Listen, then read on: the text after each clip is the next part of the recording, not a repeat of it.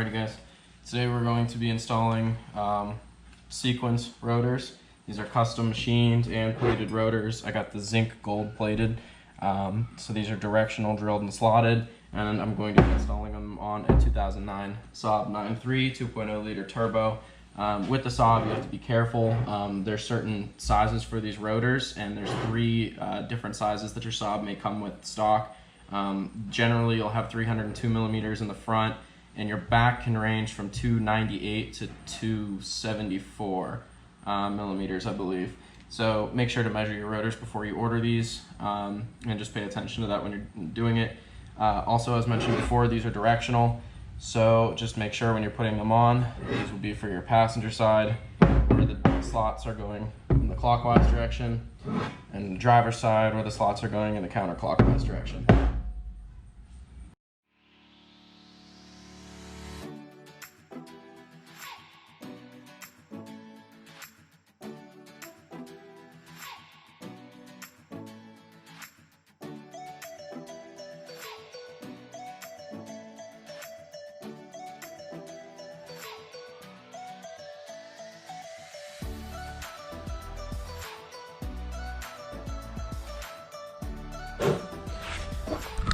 Okay, so the first wheel is off. For my case, I have things a little bit different. So I ended up, because my car actually comes with stud bolts instead of locking nuts to tighten your wheel down.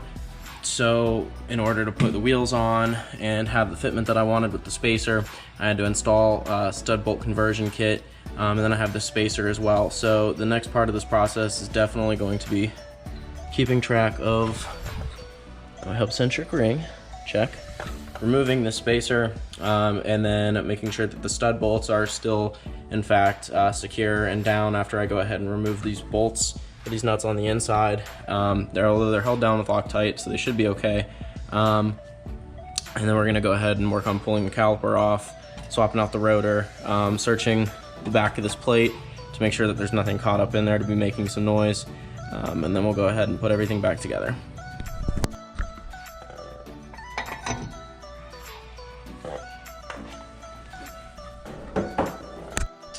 The next step will be loosening these caliper bolts. It's a little bit dark in here, but we're working with one right here, tip of my finger, and there's another one just below on the back side right over here.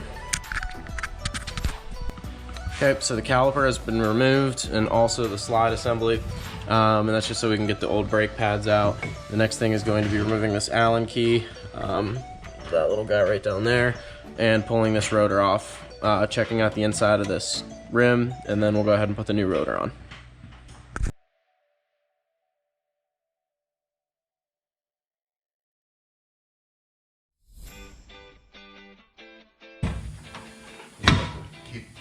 Play on it like that. There you go. Almost fucking ate it. Did you? Oh yeah.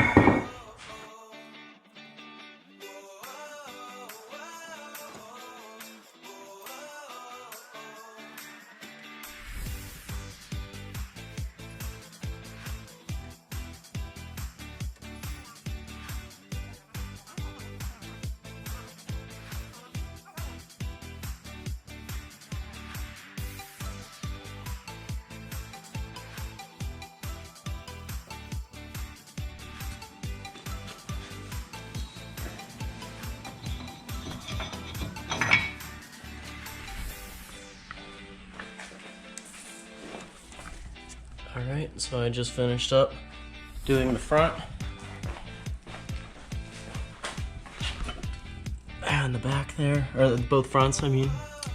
Definitely gonna have to look at getting some sort of covers or painting my caliper, or my calipers. I don't like the way that looks stock, but the rotors look fantastic back there. So the backs of this are gonna be completely different. After you get the wheel off, you're gonna have to deal with the brakes. Now this, let me try to get the camera and light in my hand, sits around like here, okay? And obviously you're gonna have your brake pads in there. Now you have this little rubber grommet right here, and so this bolt of it, this pin is actually sticking out. That'll be hidden, and there'll have a little cap on this. It's a little plastic cap. You can use your fingernail or a screwdriver flathead to pick it out. And then these are an Allen key, which you can attach to a socket and unscrew them and go ahead and push it out. Once you do that, you can slide the caliper off. It's still attached to my emergency brake line, so it's a little bit tight there. And then you need to remove this bracket. To remove the bracket, there is that guy and that guy. They're weird shapes, but 16 millimeter or 14 millimeters, my bad, works best on them. And then once you go ahead and remove those, that entire bracket will come off, and that's when you can remove your rotor. Obviously, after removing that rotor securement pin, and then you can go ahead and swap on your new rotors and reverse the process.